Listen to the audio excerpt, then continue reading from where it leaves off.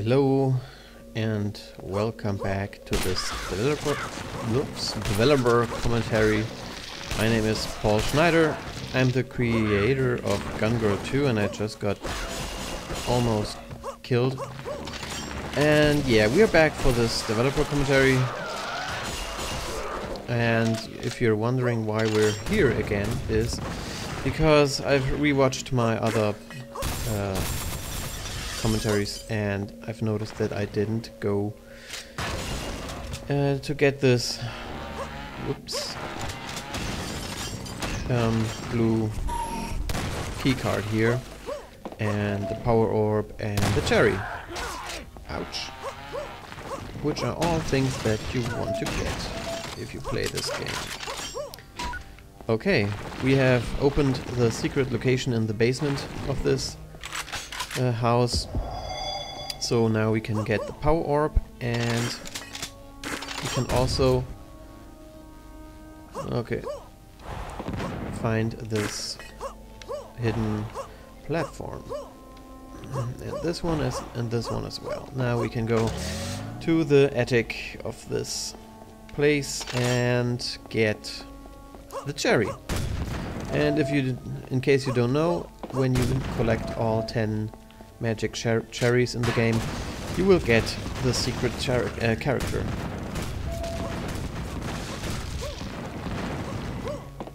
And now we have the green blocks activated, which is available to you after you get the green rupee. Okay, and this reference, I think maybe this is a bit too old for some people to recognize, but this is from the movie 7, where the police storms inside a house or an apartment and they think the killer is in there, but instead they find a dude chained to a bed and the word sloth is written to the wall. And the green air refreshing trees are on the ceiling. Whatever.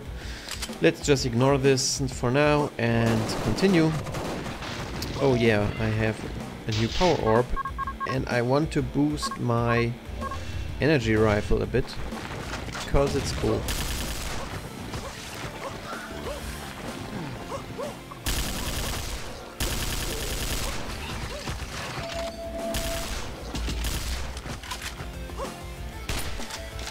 Oh yeah. By the way, this city was, I think, map 2 that I made when I started the game, and the small apartment area where you begin the game was kind of far into the game where I made it.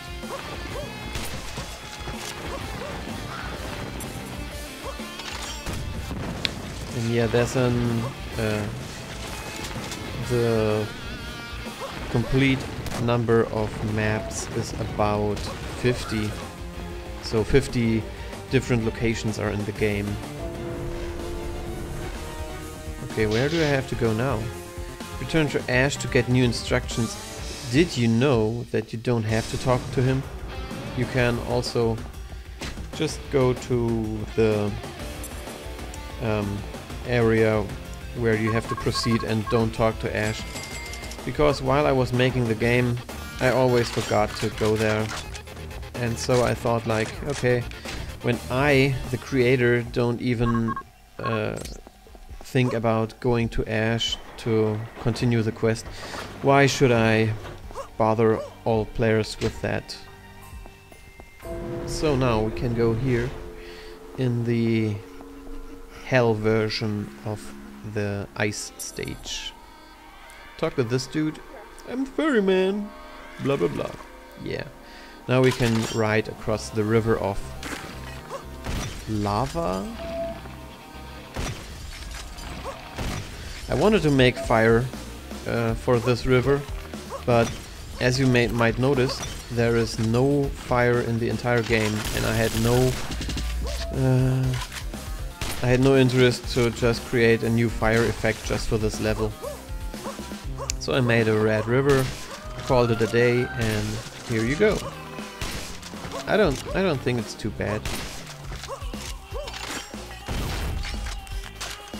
And yeah, a little detail that you can notice is that as soon as the ferryman comes near a platform, he becomes invisible.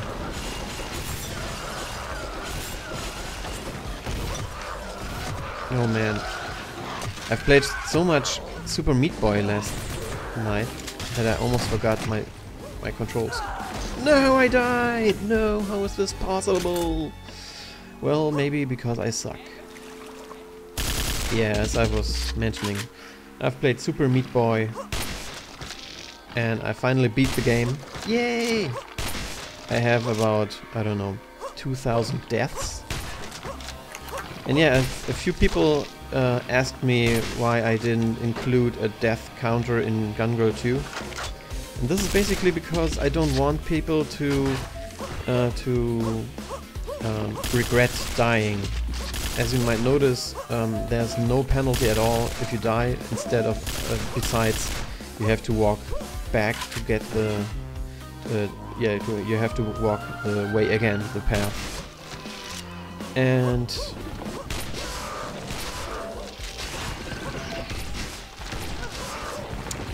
yeah, this is something that I kind of took from World of Warcraft. When in World of Warcraft you die, there's no penalty whatsoever, but you just have to come back from the dying... what am I talking about? This is basically a penalty in every game. You have save points, and if you die, you have to go the way again from the save point. This is a demon key. Yay for demon keys, and the background is a skull. And yeah, this is illogical, but I don't care. When you go back, you come back from the other side. Now that we have this, I think we can get another power orb here.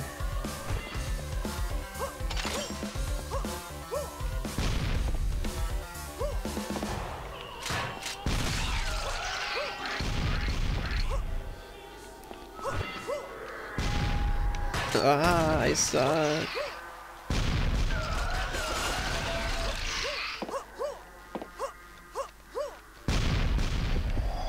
This also is not the way I intended it. But I thought, like, I wanted to be... no, how do I start this sentence? When I was designing the game, I had a few instances in mind where you need the bomb jumping. And I still wanted the majority of places in the game not have to involve the bomb jumping. So if players are 100% inaccurate and can't pull off the bomb jump whatsoever, they don't need it for the majority of places in the game. So this is why I have a few instances, or a lot of instances, I don't know exactly, where you don't need the bomb jumping, but it is helpful if you have it and if you are skilled enough to pull it off.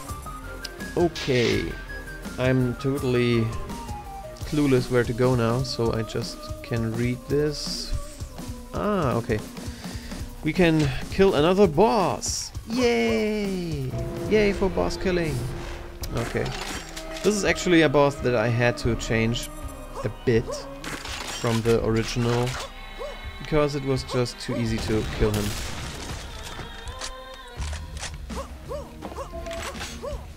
And sometimes, yeah, I don't really care if something is too easy, because I think the game is hard enough.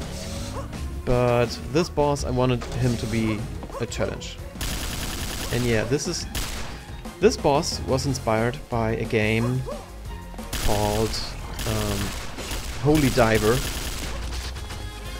Not the song, the game, on the NES. Holy Diver, it has a boss which is pretty much...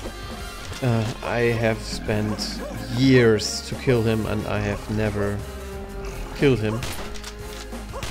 And that boss also had some shield thingies surrounding him, and he was flying around and shooting everywhere and whatever.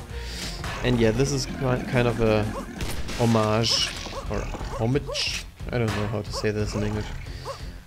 A reference. Damn it.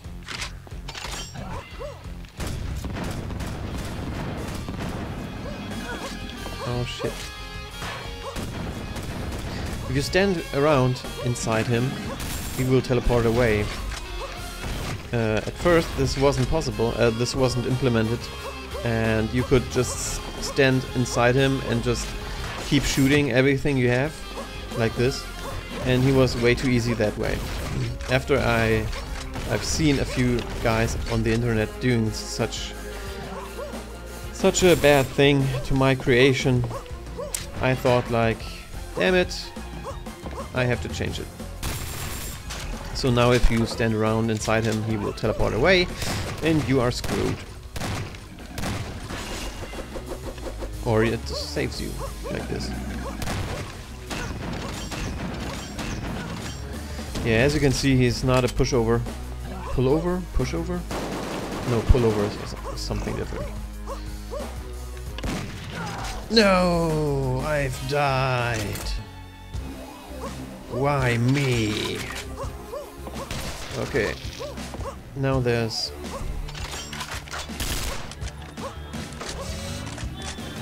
I will not play around much longer with this one. You have to die.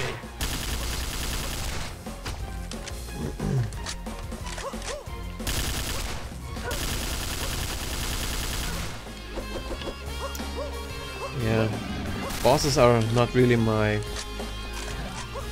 the best thing I like in any video games. I don't know, there's a few games that I like where the bosses are cool, but the majority...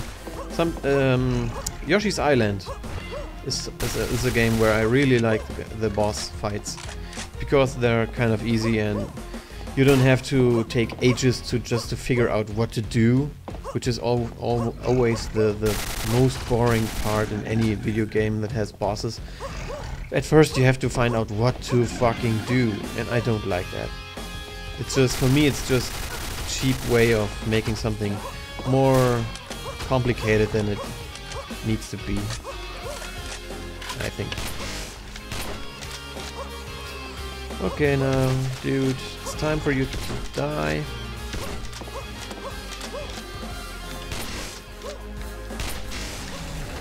Death is imminent. Yeah, you got the magic map. And now you can see how I have solved a problem that I encountered during designing this game. I've seen that the item space was very limited, and I didn't want to reduce the space where I have text for the quests. So I just had to come up with something, and the majority of space was occupied by maps for the stations, the northern station and the desert station and whatsoever. So I just made this magic map, and every other map disappear at the same time, so that you have one map and you can still access every location on with the subway train. This way I had an opportunity to make more interesting items that you can carry around, and still have you not too confused where your maps went. Okay, now where do I want to go? Secret town called Machine. Oh yeah, I can go to the Machine City now. Machine Town, the town of Machine, which is also a reference. A movie called Dead Man, I think, with Johnny Depp, had also a town of Machine, and that movie was in black and white, so this is kind of a reference to that movie, because that movie's awesome, and I think it's kind of underrated. Not a lot of people don't know that movie. And yeah, this is where I stop for this episode. And yeah, thanks for listening, guys, even though I think I might have not talked about some interesting stuff this time, but oh well. Thanks for watching, and see you guys.